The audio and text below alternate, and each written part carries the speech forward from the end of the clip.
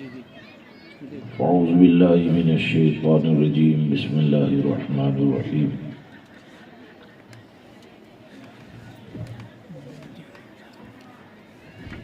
يا أيها الذين آمنوا اتقوا الله حق تقاته ولا تموتن إلا وأنتم مسلمون صدق الله العظيم إن الله وملائكته يصلون على النبي يا أيها الذين آمنوا صلوا عليه وسلموا تسليما اللهم صل على سيدنا ومولانا محمد معدن الجود والكرم وآله وصحابه وبارك وسلم صلاة وسلام عليك يا سيدي يا رسول الله صلى الله تعالى عليك وسلم. سامعین کرام و رفیقان گرامی،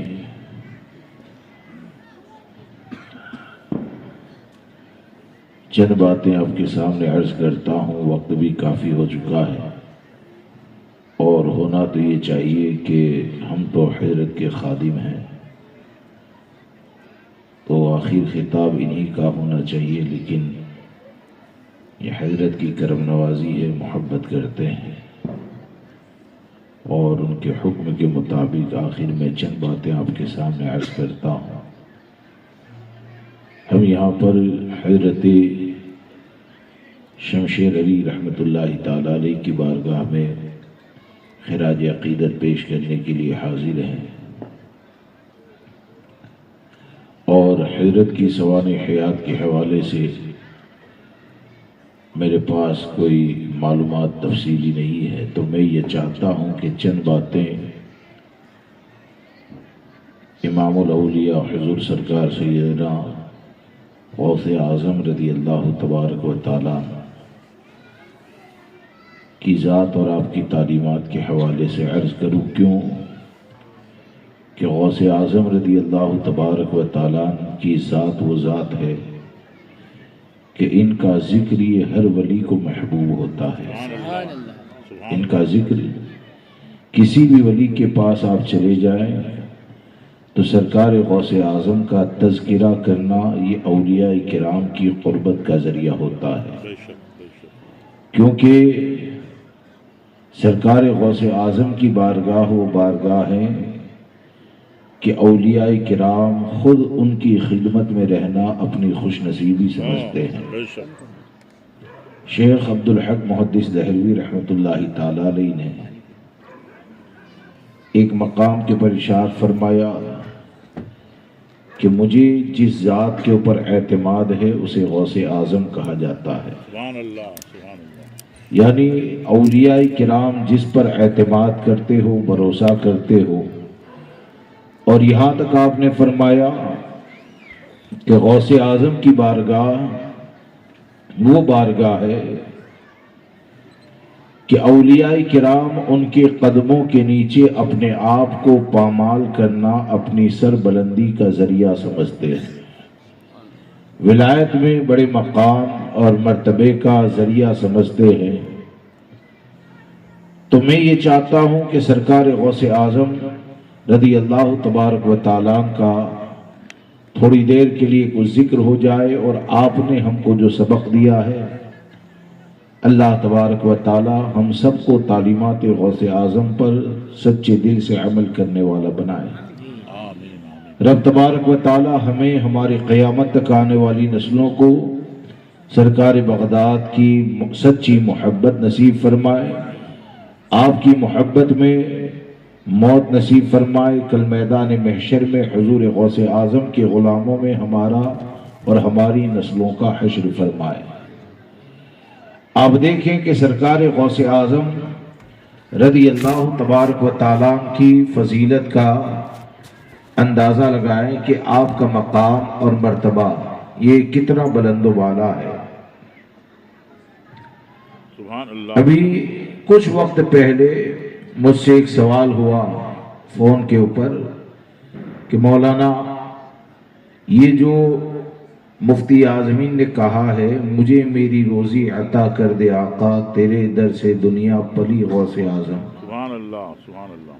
تو بولے کہ یہ جو سرکار مفتی اعظمین غوث اعظم کی بارگاہ میں کہتے ہیں مجھے میری روزی عطا کر دے آقا، تیرے در سے دنیا پلی غوث اعظم، تو یہ غوث پاک کی بارگاہ میں رزق کیوں مانگا جا رہا ہے؟ روزی دینے والا تو اللہ تبارک و تعالی ہے۔ تو میں نے اس کو سمجھاتے ہوئے ایک بات کہی، میں نے کہا دیکھو ہر چیز کا مالک اللہ تبارک و تعالی ہے، اور حقیقی مدد کرنے والی ذات اللہ کی ہے، اور انبیاء اور اولیاء یہ عون الہی کے مظہر یعنی اللہ کی مدد کو ظاہر کرنے والے ہیں۔ اور غوث اعظم کی بارگاہ میں یہ جو سرکار مفتی اعظمین نے استغاثہ پیش کیا تو اسے اگر سمجھنا ہے تو میں نے کہا ایک حدیث پاک سن لو کہ حدیث شریف میں آیا ہے، یہ مولا کائنات حضرت علی کرم اللہ تعالی وجہ الکریم سے روایت ہے کہ شام کے اندر 40 ابدال ہوں گے۔ کتنے ابدال؟ شام میں 40 ابدال ہوں گے، اور ہمارے آقا صلی اللہ تعالی علیہ وسلم نے فرمایا کہ اس ابدال کے واسطے اللہ آسمان سے بارش کو نازل فرماتا ہے، سبحان اللہ سبحان اللہ، اور اس ابدال کے ذریعے اس کے وسیلے سے اللہ تبارک و تعالی دشمنوں پر غلبہ، دشمنوں پر نصرت عطا فرماتا ہے۔ اب آپ یہاں پر دیکھیں کہ جب حدیث پاک میں ہمارے آقا نے یہ فرمایا کہ یہ جو ابدال ہوتا ہے اس کے لیے بارش کو نازل کیا جاتا ہے، یا اس کے صدقے بارش کو نازل کیا جاتا ہے، یا اس کے وسیلے سے بارش کو نازل کیا جاتا ہے، تو آپ ذرا بتائیں کہ ابدال کے لیے جو بارش اور جو پانی آسمان سے آتا ہے تو وہ کتنے لوگوں کی زندگی کا ذریعہ ہے، کتنے لوگوں کے رزق کا ذریعہ ہے۔ مثال کے طور پر یہ پانی آسمان سے نازل ہوتا ہے، وہ انسان کی اور جانوروں کی زندگی کی حفاظت کا ذریعہ ہوتا ہے۔ اس کے علاوہ اگر ہم کو چاول کھانا ہے، اگر ہم کو گیہوں کھانا ہے، اگر ہم کو سبزی کھانی ہے، یہ تمام چیزیں اگر ہم کو ملتی ہے تو بارش اور پانی ہی کے ذریعے ملتی ہے۔ اس کے علاوہ پھل کے اندر جتنی نعمتیں ہیں، غذائیں ہیں، یہ تمام کی تمام نعمتیں ہم کو ملتی ہے تو بارش اور پانی ہی کے ذریعے ملتی ہے۔ اب آپ ذرا دیکھیں کہ ایک ابدال کی وجہ سے جب بارش نازل ہوتی ہے تو ہماری زندگی کی حفاظت کا ذریعہ پانی، جانور کی حفاظت کا ذریعہ پانی، چاول گیہوں ملنے کا ذریعہ پانی، تو آپ ذرا غور کریں کہ ہمارے غوث اعظم کو اللہ تبارک و تعالی نے کتنا بڑا مقام اور مرتبہ عطا فرمایا۔ آپ کی بارگاہ یہ کتنی بلند و بالا ہے کہ آپ نے سنا ہوگا کہ ہمارے غوث اعظم کی بارگاہ میں ایک چور آتا ہے چوری کرنے کے لیے، اور جب وہ چوری کرنے کے لیے آتا ہے اور ایک مقام کے ابدال کا انتقال ہو جاتا ہے، وہ نکلنے کے چکر میں ہے، آیا ہے روزی کی فکر میں، اگرچہ وہ حرام ذریعے سے لینے کے لیے آیا تھا چوری کا مال جمع کرنے کے لیے، لیکن غوث اعظم کی بارگاہ کو دیکھیں کہ ہمارے غوث اعظم نے اس چور کو اپنے سینے سے نہیں لگایا ہے، اس چور سے چلہ کشی نہیں کروائی ہے، اس چور سے توبہ استغفار نہیں کروائے، اس چور سے اپنی نگاہیں نہیں ملائی، بلکہ زبان غوث اعظم سے نکل جاتا ہے کہ جاؤ فلاں کونے میں ایک آدمی بیٹھا ہے، میں نے اسے فلاں جگہ کا ابدال کر دیا، تو اللہ تبارک و تعالیٰ نے اس چور کو ابدال کا مقام عطا فرمایا۔ تو آپ ذرا اندازہ لگائیں کہ غوث اعظم کی شان یہ کتنی بلند و بالا ہے کہ بغیر چلہ کشی کروائے، بغیر سینے سے لگائے، ہمارے غوث اعظم اگر چاہیں تو ایک رزق کی فکر میں بھٹکنے والے کو ایک لمحے میں وہ مقام دے دیتے ہیں کہ اب ایک لمحے کے بعد وہ روزی کی تلاش کرنے والا نہیں ہوتا ہے، بلکہ اس کے دروازے سے لوگوں کو رزق دیا جاتا ہے۔ یہ غوث اعظم کے ایک جملے کی بنیاد پر اب آپ سوچیں کہ غوث اعظم اپنے ایک جملے سے ایسا بنا دے کہ لوگوں کا رزق اس سے وابستہ ہو جائے، تو پھر غوث اعظم کے بارے میں فناف الغوث سرکار مفتی اعظمین نے سچ فرمایا کہ مجھے میری روزی عطا کر دے آقا، مجھے میری روزی عطا کر دے آقا، تیرے در سے دنیا پلی غوث اعظم۔ یہ سرکار سیدنا غوث اعظم رضی اللہ تبارک و تعالیٰ کی ذات ہے۔ اب میں یہ چند باتیں عرض کرنا چاہتا ہوں کہ حقیقت یہ ہے کہ سرکار غوث اعظم رضی اللہ تبارک و تعالیٰ کی غلامی میں زندگی گزارنا اور آپ کی غلامی میں دنیا سے جانا، یہ ایک بہت بڑی نعمت ہے۔ بے شک بے شک۔ ہم سب سرکار غوث اعظم سے محبت کرتے ہیں۔ آپ جس ولی کے عرس میں تشریف لائے ہیں یہ بھی غوث اعظم سے محبت کرتے ہیں۔ تمام اولیاء کرام یہ سرکار غوث اعظم رضی اللہ تبارک و تعالیٰ سے محبت کرتے ہیں۔ جو ولی قبل ہوئے بعد ہوئے یا ہوں گے، بے شک۔ جو ولی قبل ہوئے بعد ہوئے یا ہوں گے، سب ادب رکھتے ہیں دل میں میرے شاہ تیرا، سب ادب رکھتے ہیں دل میں میرے شاہ تیرا۔ اب ہم جب غوث اعظم سے محبت کرتے ہیں، غوث اعظم کے غلام ہیں، تو ہمیں کیا کرنا ہے؟ امام اہل سنت نے جو فرمایا نا، جیسے کہ حضرت نے بھی وہ شعر پڑھا تھا کہ قادری کر قادری رکھ قادریوں میں اٹھا۔ کتنی منزل ہے؟ پہلا یہ ہے قادری ہونا ہے۔ کیا ہونا ہے؟ قادری ہونا ہے۔ اور پھر یہ کہ قادری ہونے کے بعد ایسا نہیں کہ اپنی خواہشات نفسانی کے مطابق زندگی گزارے، بلکہ جب قادری بنے ہو تو قبر میں جانے تک قادری نسبت کی حفاظت کرنی ہے۔ بے شک بے شک۔ قادری نسبت کی حفاظت کرنی ہے، اور اس نسبت کی حفاظت کے ساتھ جب تمہاری آنکھ بند ہو جائے گی، قبر میں اٹھایا جائے گا، تو حقیقت یہ ہے کہ اس نسبت کی سلامتی کے ساتھ جتنے بھی قادری ہو، چاہے لاکھ ہو، کروڑ ہو، ہزاروں ہو، یا جتنے بھی ہو، اس نسبت کی حفاظت کے ساتھ جب قبر میں جائے گا تو اس کے لیے ہمارے حضرت نے سچ فرمایا کہ اختر قادری خلد میں چل دیے، خلد واہیں ہر قادری کے لیے۔ تاج الشریعہ اعلان حضور تاج الشریعہ۔ اب اس نسبت کی حفاظت کیسے کریں؟ اس نسبت کی حفاظت کیسے کریں؟ بس میں اسی پر چند باتیں عرض کرنا چاہتا ہوں۔ تو قادری ہونے کے لیے بنیادی شرط ہے سنی ہونا۔ بے شک۔ کیا ہے؟ بے شک بے شک۔ جو بھی قادری ہونا چاہتا ہے اسے سنی بننا پڑے گا، تب جا کر وہ قادری ہو سکتا ہے۔ کیوں کہ آج ہمارا جن لوگوں سے اختلاف ہے، جیسے دیوبندی ہے، وہابی ہے، نیچری ہے، قادیانی ہے، رافضی ہے، شیعہ ہے، حقیقت میں یہ جتنے بھی باطل فرقے ہیں نا، تو ایسا نہیں کہ ہمارا اختلاف ہے تو غوث اعظم کا اتحاد ہے۔ حقیقت یہ ہے اہل سنت کا جس سے اختلاف ہے ان تمام سے غوث اعظم کو بھی اختلاف ہے۔ بے شک۔ اور حقیقت یہ ہے کہ یہ ہمارا نام لے کر معاذ اللہ رب العالمین سرکار غوث اعظم کی شان میں گستاخیاں کرتے ہیں۔ یہ ہماری آڑ میں حضور غوث اعظم رضی اللہ تبارک و تعالیٰ کو کافر و مشرک تک کہہ دیتے ہیں، بلکہ حقیقت یہ ہے کہ یہ جو دیوبندی وہابی جماعت ہے نا، ان کے گندے عقیدے ایسے ہیں کہ جس کی بنیاد پر ان کے عقیدے کی روشنی میں ان کی نظر میں نہ صحابہ مسلمان ہے،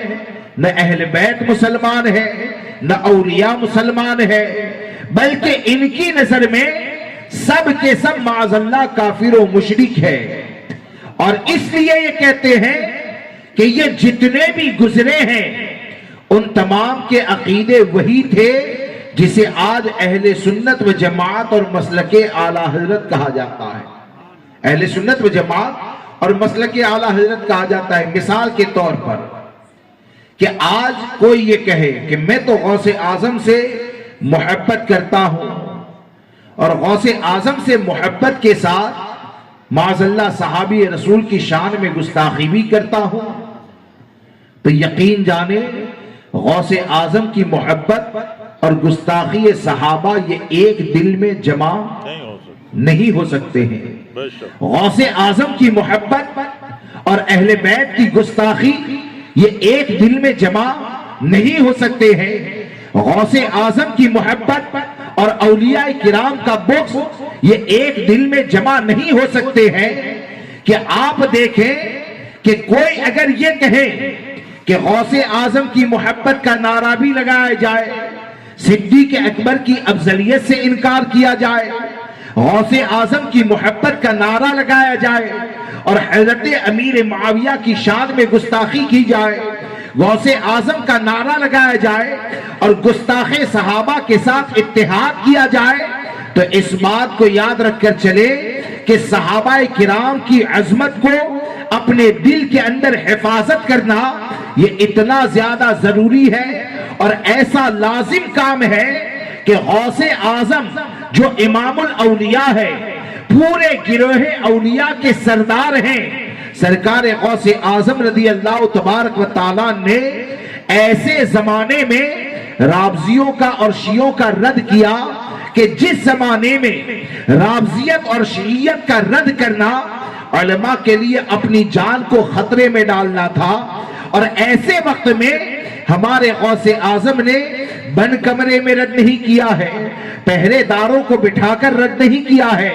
بلکہ یہ کہ 70,000 کے مجمع میں جب رافضیوں کا رد کر کے اپنی جان کو خطرے میں ڈال کر لوگوں کے دل میں محبت صحابہ کا چراغ روشن رکھا، لوگوں کے دلوں میں جب عظمت صحابہ کا چراغ روشن رکھا، تو یہ ان کی عطا کردہ روشنی ہر سنی کو یہ بتاتی ہے کہ سنی جو ہوتا ہے وہ گستاخ اہل بیت نہیں ہوتا ہے، سنی جو ہوتا ہے وہ گستاخ صحابہ نہیں ہوتا ہے، بلکہ جو سچا قادری ہوتا ہے وہ تو امام احمد رضا کی آواز میں آواز بلند کر کے یہی کہتا ہے کہ اہل سنت کا ہے بیڑا پار اصحاب حضور، نجم ہے اور ناو ہے عطرت رسول اللہ۔ سبحان اللہ، سبحان اللہ۔ یہ قادری اگر ہونا ہے نا تو دونوں کی محبت اپنے دل میں جمانی ہوگی، اور یہ دونوں میں سے کسی کی بھی محبت نکالنے کے لیے آئے اور کسی کے نام پر آئے، ہوتا ہے نا اچھوں کے نام کا سہارا لینا پڑتا ہے۔ چور جو ہوتا ہے اگر وہ دکان کے باہر ہی اگر لکھ دیں کہ میری دکان میں یہ گڑبڑ ہے تو جائے گا کون؟ جیسے کہ رافضی حضرت علی کے نام کا سہارا لیتے ہیں، کچھ ایسے لوگ ہیں جو زندہ شاہ مدار رحمت اللہ تعالیٰ علیہ کے نام کا سہارا لے کر گمراہ کرتے ہیں۔ لیکن حقیقت یہ ہے کہ آپ کو تمام بزرگوں سے صحیح طور پر قریب کرنے والا اگر کسی کا قلم ہے تو اسے امام احمد رضا کا قلم کہتے ہیں، اسے امام احمد رضا فاضل بریلوی رضی اللہ تبارک و تعالیٰ کا قلم کہتے ہیں۔ آپ دیکھیں کہ اس سے کیا سمجھ میں آیا کہ جب سرکار غوث اعظم نے رافضیت کا رد کیا تو جو بھی غوث اعظم کا غلام ہے یا آپ کے خاندان سے آپ کی نسل سے تعلق رکھنے والا ہے، ان سب کے لیے سرکار غوث اعظم کا یہ پیغام ہے کہ جب غوث اعظم جیسی ذات عظمت صحابہ کی حفاظت کے لیے اپنی جان کو خطرے میں ڈالتے ہیں تو ہر سنی کی ذمہ داری یہ ہے کہ صحابہ کرام سے محبت کریں، اہل بیت سے محبت کریں۔ اور پھر یہ کہ اگر دیوبندی جماعت کو دیکھا جائے، وہابی جماعت کو دیکھا جائے، اگر کوئی یہ کہتا ہے کہ نہیں ہمارا معاملہ تو ایسا ہے کہ ہم تو غوث اعظم کا لنگر بھی بنائیں گے، دیوبندی آ جائے گا تو استقبال بھی کیا جائے گا، اس کے پیچھے نماز بھی پڑھ لیں گے۔ تو اس بات کو یاد رکھ کر چلیں کہ غوث اعظم کی بارگاہ میں اگر لنگر پیش کرنا ہے نا تو پہلے اپنے عقیدے کو صحیح کر لو۔ اگر عقیدہ ٹھیک ہو گیا اور شربت کی صورت میں اگر سبیل بنا کر پلا دی گئی نا تو تمہارا عقیدہ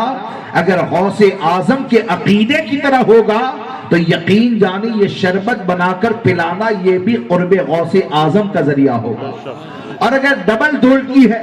یعنی ڈبل طرف بات کرنی ہے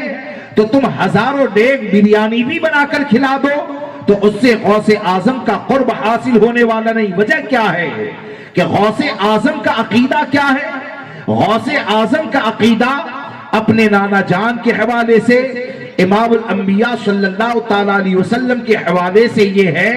کہ امام الانبیاء صلی اللہ تعالیٰ علیہ وسلم آج بھی حیات ہیں۔ یہ کس کا عقیدہ ہے؟ تمام اہل ایمان کا عقیدہ ہے، اور غوث اعظم کا بھی یہی عقیدہ ہے۔ اور اس کی دلیل یہ ہے کہ آپ دیکھیں ایک مرتبہ حضرت علی بن ہیتی رحمت اللہ تعالیٰ علیہ جو سرکار غوث اعظم کے چہیتے خلفاء میں سے ہیں، اور یہ جو واقعہ سنا رہا ہوں نا تو اس کا تعلق وہ 10 بیوی کی کہانی یا 16 سید کی کہانی کی طرح نہیں ہے۔ یہ اکابر اولیاء نے اپنی کتابوں کے اندر تحریر فرمایا ہے کہ حضرت علی بن ہیتی رحمت اللہ تعالیٰ علیہ ایک مرتبہ سرکار غوث پاک کی محفل میں یعنی آپ جب واز فرما رہے تھے سو گئے، حالانکہ ایسا ہوتا نہیں تھا۔ کیوں کہ سرکار غوث اعظم رضی اللہ تبارک و تعالیٰ کی واز کی محفل میں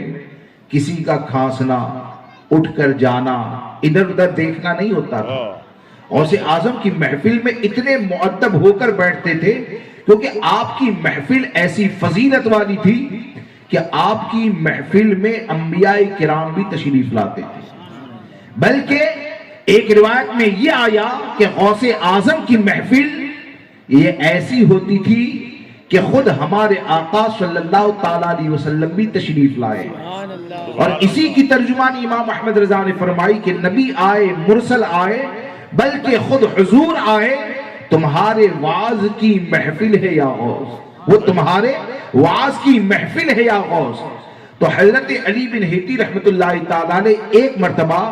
آپ کی آنکھ لگ جاتی ہے، آپ ممبر شریف کے قریب ہی بیٹھتے تھے،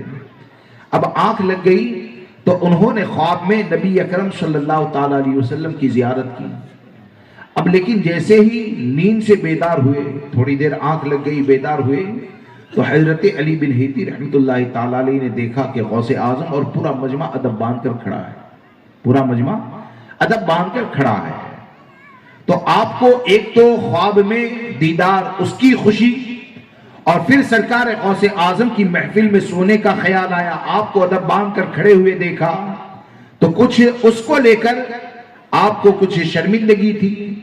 تو آپ نے حضور غوث اعظم کی بارگاہ میں عرض کیا کہ حضور بغیر کسی ارادے کے آنکھ لگ گئی، لیکن جیسے ہی آنکھ لگ گئی تو میں نے خواب میں آپ کے نانا جان امام الانبیاء صلی اللہ تعالیٰ علیہ وسلم کی زیارت کی۔ کیا فرمایا؟ نبی اکرم صلی اللہ تعالیٰ علیہ وسلم کا دیدار کیا۔ اب ہمارے غوث اعظم جواب میں کیا فرماتے ہیں؟ آپ فرماتے علی سنو کہ ہم جو یہ ادب باندھ کر کھڑے ہیں نا اس کی وجہ یہ ہے کہ جس وقت تم امام الانبیاء صلی اللہ تعالیٰ علیہ وسلم کو خواب میں دیکھ رہے تھے، عبد القادر جاگتے ہوئے اپنے نانا کی زیارت کر رہا تھا۔ عبد القادر جاگتے ہوئے اپنے نانا کی زیارت کر رہا تھا۔ اب غوث اعظم کا یہ فرمانا کہ میں نے جاگتے ہوئے امام الانبیاء کو یہاں پر دیکھا، تو یہ آپ کا فرمانا کیا قیامت تک قادری ہونے کے لیے انہوں نے شرط نہیں بیان کر دی کہ جو بھی قادری ہونا چاہتا ہے نا وہ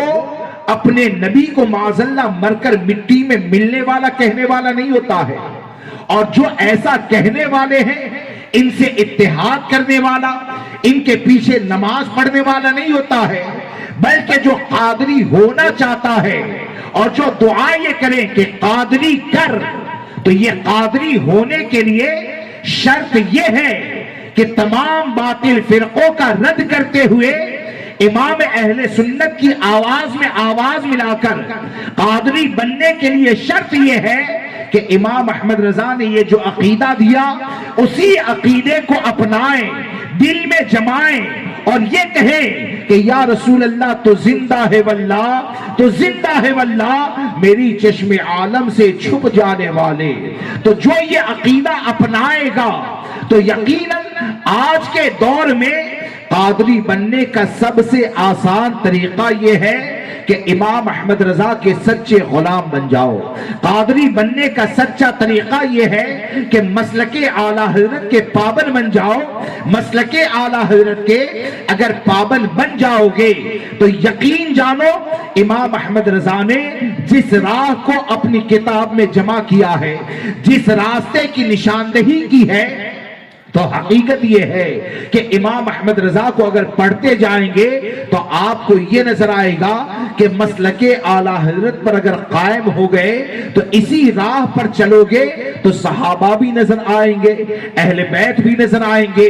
اولیاء کرام بھی نظر آئیں گے، بلکہ جتنے بھی بزرگان دین ہیں وہ تمام لوگوں کے انتخاب کو آپ یہ کہہ سکتے ہیں کہ مسلک اعلیٰ حضرت یہ تمام بزرگوں کا انتخاب ہے، اور تمام بزرگوں نے امام احمد رضا کی صورت میں ہمارے ایمان عقیدے کی حفاظت کے لیے قرب قیامت میں امام احمد رضا کا دامن عطا فرمایا ہے۔ اور جو امام احمد رضا کے نقش قدم کے اوپر چلے گا وہ کوئی نئے راستے پر نہیں چلے گا، بلکہ یہ کہ کوئی اگر زندہ شاہ مدار سے محبت کرنے والا ہے، مسلک اعلیٰ حضرت کا نعرہ لگائے اگر چلتا رہے گا تو اسی راہ میں اسے زندہ شاہ مدار بھی نظر آئیں گے۔ کوئی اگر مخدوم پاک سے محبت کرنے والا ہے، مسلک رضا پر چلتا رہے، اسے مخدوم پاک بھی نظر آئیں گے۔ صحابہ سے محبت کرنے والا ہے، اہل بیت اولیاء سے محبت کرنے والا ہے،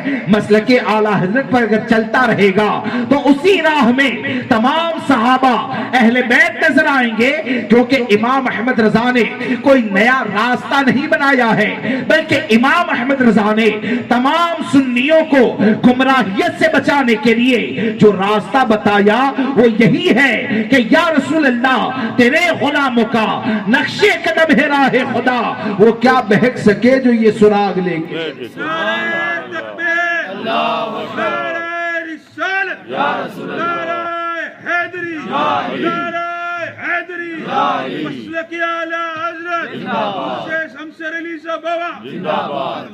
اور آپ آگے بڑھیں کہ آپ دیکھیں عقیدے کی اگر بات آئے تو ایک ایک کر کے بہت لمبی گفتگو ہو جائے، دو باتیں عرض کرو کہ آج علم غیب مصطفیٰ صلی اللہ تعالیٰ علیہ وسلم ماننے والے کو دیوبندی وہابی یہ مشرک کہتے ہیں نا، اور نبی کے بارے میں یہ فرما دیا، نبی کے بارے میں ان بدبختوں نے یہ کہہ دیا کہ معاذ اللہ ہمارے نبی یہ پیٹھ کے پیچھے کی خبر سے بے خبر ہے، اور آپ کے علم مبارک کو جانوروں اور پاگلوں سے تشبیہ دی۔ اب ان کا یہ عقیدہ، اور غوث اعظم رضی اللہ تعالیٰ کیا فرماتے ہیں پتہ ہے؟ غوث اعظم رضی اللہ تبارک و تعالیٰ فرماتے ہیں کہ تم جو اور بارہا آپ نے فرمایا کہ تم جو کھاتے ہو اور اپنے گھر کے اندر جو بچاتے ہو اسے بھی میں جانتا ہوں، اور آپ نے فرمایا اے لوگو تم میرے سامنے کانچ کی شیشی کی طرح ہو۔ کیسے ہو؟ جیسے شیشی میں اندر کا باہر کا سب دکھتا ہے نا، سرکار غوث اعظم فرماتے ہیں کہ تم میرے سامنے کانچ کی شیشی کی طرح ہو۔ اور ایک مرتبہ جب آپ بیمار ہوئے تو آپ کے شہزادے حضرت عبد الوہاب رضی اللہ تبارک و تعالیٰ بیماری کی شدت کو دیکھ کر ان کو دل میں یہ ہوا کہ شاید غوث اعظم کا وصال مبارک اسی میں ہو جائے گا، تو آپ نے اس وقت اپنے شہزادے سے فرمایا کہ بیٹا سنو عبد الوہاب، میرا انتقال اس بیماری میں ہونے والا نہیں۔ کیوں؟ کہ ابھی میری صلب میں، میری پشت میں ایک لڑکا ہے یحییٰ نام کا۔ کیا فرمایا؟ ابھی میری صلب اور پشت میں ایک لڑکا ہے یحییٰ نام کا۔ اور ہوا یہی کہ غوث اعظم رضی اللہ تبارک و تعالیٰ یہ صحت مند ہوتے ہیں، اس کے بعد آپ کے وہاں ایک شہزادے کی پیدائش ہوتی ہے جس کا نام یحییٰ رکھا جاتا ہے۔ اب غوث اعظم کا علم دیکھیں، غوث اعظم کا علم غیب دیکھیں اللہ اور رسول کی عطا سے آپ کو اللہ نے جو نگاہ عطا فرمائی تھی اور غیب کا جو علم عطا فرمایا تھا، وہ امام الاولیاء کا علم دیکھیں کہ آپ کی پشت میں جو ابھی پانی کا قطرہ ہے یا پانی کی صورت کے اندر کوئی چیز ہے، تو ہمارے غوث اعظم یہ بھی جانتے ہیں کہ یہ پانی آگے چل کے کون سی صورت اختیار کرے گا۔ ہمارے غوث اعظم یہ بھی جانتے ہیں کہ وہ سلامتی کے ساتھ دنیا میں آئے گا۔ غوث اعظم یہ بھی جانتے ہیں کہ ابھی میرا انتقال ہونے والا نہیں ہے۔ اب غوث اعظم تو یہ بتاتے ہیں کہ ان کی پشت میں جو ہے وہ بھی جانتے ہیں، اور دیوبندی وہابی ان کے نانا جان کے بارے میں یہ کہتے ہیں کہ معاذ اللہ نبی یہ تو پیٹھ کے پیچھے کی خبر سے بے خبر ہے۔ تو آپ مجھے بتائیں کہ یہ عقیدہ رکھ کر کوئی قادری ہو سکتا ہے؟ یہ عقیدہ رکھ کر کوئی غوث اعظم کا غلام ہو سکتا ہے؟ یہ عقیدہ رکھنے کے بعد اگر لنگر بنایا جائے تو کیا ایسے لنگر کو غوث پاک کی بارگاہ میں قبول کیا جا سکتا ہے؟ ارے حقیقت یہ ہے کہ جب سرکار غوث اعظم کی سیرت سے ان کا عقیدہ واضح ہو جاتا ہے تو جو بھی دنیا میں قادری بننا چاہتا ہے اس کے لیے بنیادی شرط یہ ہے کہ وہ امام احمد رضا کی آواز میں آواز ملا کر یہ کہے کہ یا رسول اللہ اور کوئی غیب کیا تم سے نیہا ہو بلا، جب نہ خدا ہی چھپا تم پہ کرو۔ یہ قادری ہونے کے لیے شرط ہے۔ کیا ہے؟ قادری ہونے کے لیے شرط ہے۔ تو قادری ہونا ہے تو کیا ہونا ہے؟ سنی بننا ہے۔ کیسا بننا ہے؟ سنی۔ اور کون سا سنی بننا ہے؟ جو امام احمد رضا کے دامن سے وابستہ کر دے۔ کیونکہ آج کا وقت جو ہے نا، ابھی حضرت نے سید صاحب قبلہ نے بتایا نا، سنیت کا لیبل تو کئی جگہ پر ہوتا ہے لیکن نام سنیت کا ہوتا ہے، اور بوٹل میں اس کو رابضیت پلائی جاتی ہے۔ نام سنیت کا ہوتا ہے اور شیشی میں اسے منہاجیت پلائی جاتی ہے۔ نام سنی کا ہوتا ہے اور معاذ اللہ رب العالمین امام اہل سنت کا بغض سکھایا جاتا ہے۔ اس بات کو یاد رکھ کر چلیں کہ امام احمد رضا فاضل بریلوی رضی اللہ تبارک و تعالیٰ یہ غوث اعظم رضی اللہ تبارک و تعالیٰ کی ایسی عطا ہے کہ میں اسے اکثر کہتا ہوں، بار بار کہتا ہوں کہ امام احمد رضا یہ فنافی الغوث ہے۔ کیا ہے؟ امام احمد رضا یہ فنافی الغوث ہے، بلکہ ہم غلاموں کے لیے غوث اعظم کی بارگاہ کی قربت کے لیے امام احمد رضا یہ ایک بہترین وسیلہ ہے۔ ایک بہترین، کیونکہ آپ کی محبت تو دیکھیں، امام احمد رضا کا عشق تو دیکھیں کہ ایسا عشق کہ 6 سال کی عمر میں پتا چل گیا تو 6 سال کی عمر سے لے کر دنیا سے جانے تک کبھی بھی بغداد کی طرف اپنا پاؤں نہیں پھیلایا۔ عشق تو دیکھیں، یہ فنائیت تو ہے۔ اور فنائیت کیسی کہ سرکار غوث اعظم کا جب یہ فرمان سنا نا، مجھ سے جو مانگو گے ملے گا، تو ہم سے اگر کوئی کہیں، ہم سے کوئی بزرگ کہیں کہ چلو کیا چاہیے، تو ہم کیا مانگیں گے؟ گاڑی مانگیں گے، بنگلہ مانگیں گے، اکثر ہمارا جو حال ہے وہ مانگیں گے۔ لیکن امام احمد رضا کا عشق دیکھیں کہ جب یہ پڑھا نا کہ غوث اعظم فرماتے ہیں مجھ سے جو مانگو گے ملے گا، تو ہمارے امام احمد رضا کہتے ہیں کہا تو نے جو مانگو گے ملے گا، رضا تجھ سے تیرا سائل ہے یا غوث۔ عشق دیکھیں امام احمد رضا کا، رضا تجھ سے تیرا سائل ہے یا غوث۔ اور پھر یہ کہ دنیا سے جاتے وقت بھی ایمان کی حفاظت کے لیے اگر وہ کسی پر نگاہ اٹھا کر دیکھتے ہیں تو غوث اعظم کی بارگاہ میں دیکھتے ہیں، اور کیا کہتے ہیں؟ رضا کا خاتمہ بالخیر ہوگا، تیری رحمت اگر شامل ہے یا غوث۔ اور سرکار کی بارگاہ میں اگر کسی کو وسیلہ بناتے ہیں تب بھی آپ کہتے ہیں تیری سرکار میں لاتا ہے رضا اس کو شفیع جو میرا غوث ہے اور لاڈلا بیٹا تیرا۔ اب ایسے امام احمد رضا جو ہے نا، تو میں اکثر اس لیے یہ جملہ کہتا ہوں کہ امام احمد رضا سے اگر محبت کرو گے تو غوث اعظم انعام عطا فرمائیں گے۔ امام احمد رضا سے محبت کرو گے نا تو عطا غوث پاک کی بارگاہ سے کیا جائے گا، اور امام احمد رضا سے دشمنی ہو گئی تو مار بھی وہاں سے پڑے گی، اور غوث اعظم کی مار پڑے نا تو زمین پر کیا رہے گا سکون سے؟ مر کے بھی چین سے سوتا نہیں مارا تیرا۔ اس لیے سرکار اعلیٰ حضرت کے دامن کرم سے وابستہ رہیں، اور قادری بننے کے لیے امام احمد رضا نے تمام بزرگوں کے عقیدے جو اپنی کتابوں میں جمع کر دیے، اسی عقیدے کے اوپر مضبوطی سے قائم رہیں۔ تو یہ قادری ہونے کے لیے بنیادی شرط ہے۔ اور پھر قادری کر، قادری رکھ، قادریوں میں اٹھا۔ اب قادری رہنا ہے، عقیدہ سلامت ہو گیا تو عقیدے کی سلامتی کے بعد عمل کی حفاظت بھی تو کرنی ہوگی۔ عقیدے کی سلامتی کے بعد عمل کی حفاظت کرنی ہوگی، اور عمل کی حفاظت میں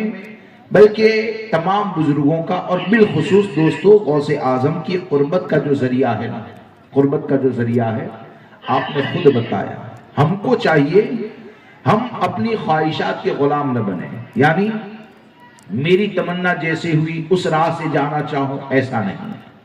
ہم اگر سچے قادری ہیں تو غوث پاک کی بارگاہ میں پہنچنے کے لیے وہ راہ دیکھیں جس راہ کا انتخاب غوث اعظم نے فرمایا، بے شک، اس راہ کو دیکھیں، اپنی مرضی سے نہیں،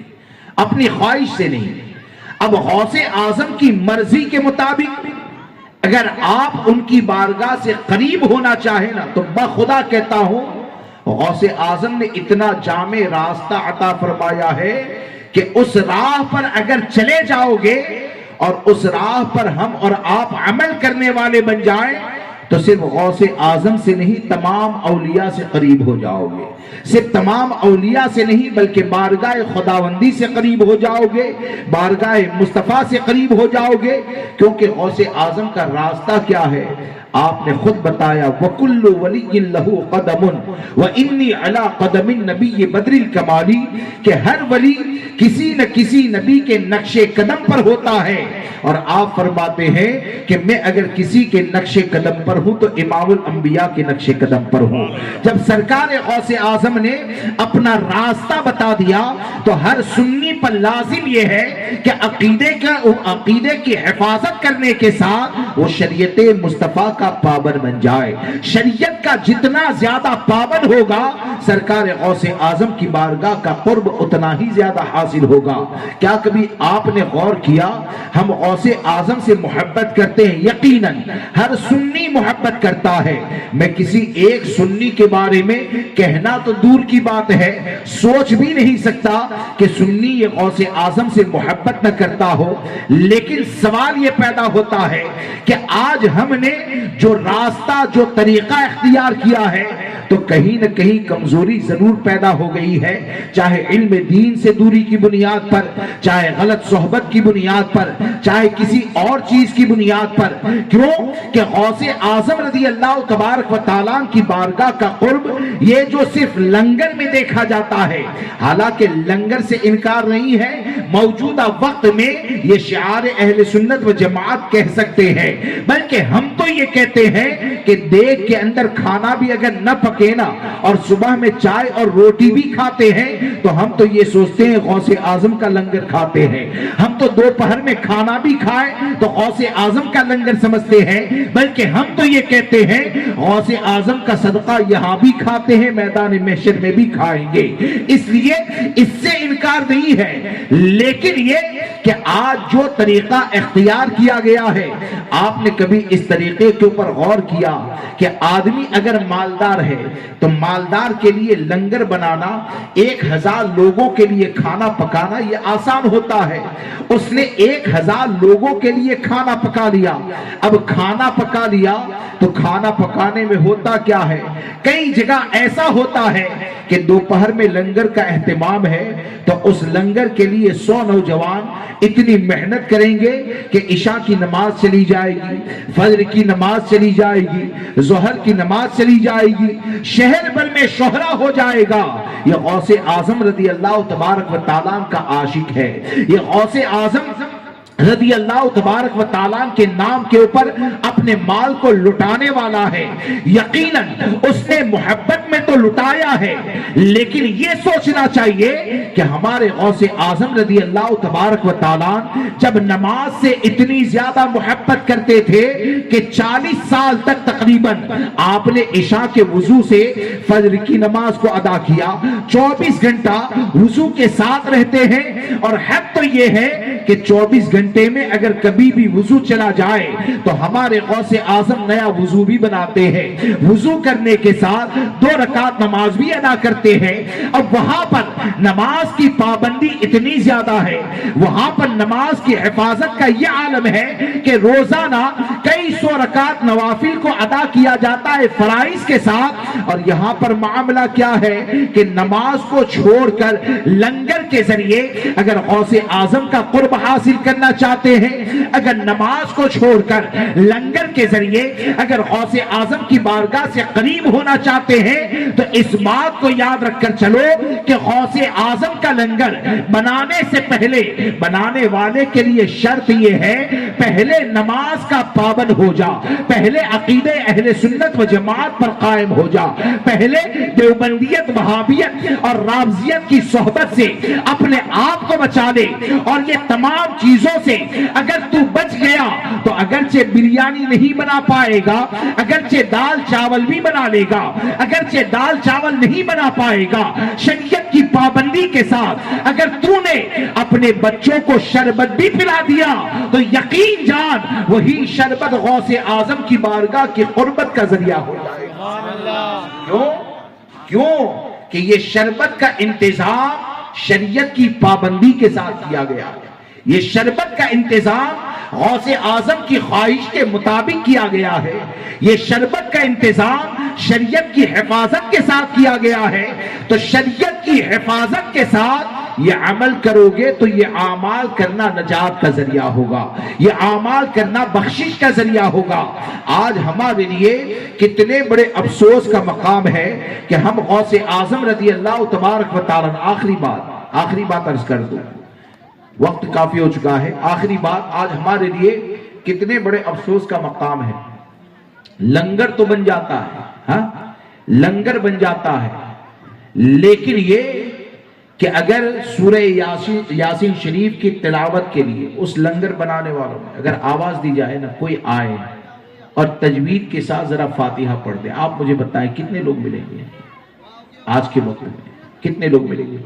ارے حد یہ ہے، ہماری کنڈیشن یہ ہے، لنگر تو بن جاتا ہے لیکن قرآن کی اگر تلاوت کرنی ہے تو ہم مولانا کے محتاج ہیں، امام کے محتاج ہیں، تلاوت کرنے والوں کے محتاج ہیں۔ آپ نے کبھی سوچا کہ غوث اعظم یہ قرآن کی تلاوت سے کیسی محبت کرتے تھے؟ آپ قرآن کا ایک بڑا حصہ حفظ کر کے دنیا میں تشریف لائے، اور قرآن سے اتنی محبت کہ روزانہ ہمارے غوث اعظم یہ رات میں ایک قرآن کو مکمل ختم فرماتے تھے، ایک قرآن کو مکمل ختم فرماتے، اور قرآن کی تلاوت سے محبت اتنی زیادہ کہ آپ نے خود فرمایا کہ ایک مرتبہ کئی دن کے ریاضت و مجاہدہ کی وجہ سے میں سویا نہیں تھا، اور ریاضت کے لیے، مجاہدہ کے لیے میں ممبر کے اوپر جا رہا تھا، تو ممبر چڑھنے میں لگا تو سیڑھی کے اوپر نیند کے غلبے کی بنیاد پر، یعنی کئی دن سے سویا نہیں تھا تو نیند کے غلبے کی بنیاد پر مجھے جھونکا آ گیا۔ سرکار غوث اعظم فرماتے ہیں میں نے اسی جگہ پر اپنے نفس سے ایسے جہاد کیا کہ اسی سیڑھی کے اوپر ایک پاؤں پر کھڑا ہو گیا، اور کھڑے کھڑے میں نے ایک قرآن کو ختم کیا۔ یہ مجاہدہ کرنے والی ذات یہ سرکار غوث اعظم رضی اللہ تبارک و تعالیٰ کی ہے۔ تو حقیقت یہ ہے کہ غوث اعظم کی سیرت مبارکہ یہ ہمارے لیے، آپ کے لیے ایک آئینہ ہے۔ غوث اعظم کی سیرت میں پڑھنے کے بعد ہم اپنی کمزوریوں کو دیکھیں، کمزوریوں کو دیکھنے کے ساتھ اپنی کمزوریوں کو دور کرنے کی کوشش کریں۔ اگر کمزوریوں کو دور کر لیا تو غوث اعظم کا فیضان حاصل کرنے کے لیے نہ محل کی ضرورت ہے، نہ مال و دولت کی ضرورت ہے۔ ایک جھونپڑے میں بھی اگر رہو گے اور اپنے کردار کو اچھا بناؤ گے تو وہی جھونپڑا غوث اعظم رضی اللہ تبارک و تعالیٰ کے فیضان کو حاصل کرنے کی جگہ بن جائے گا۔ السلام علیکم ورحمۃ اللہ۔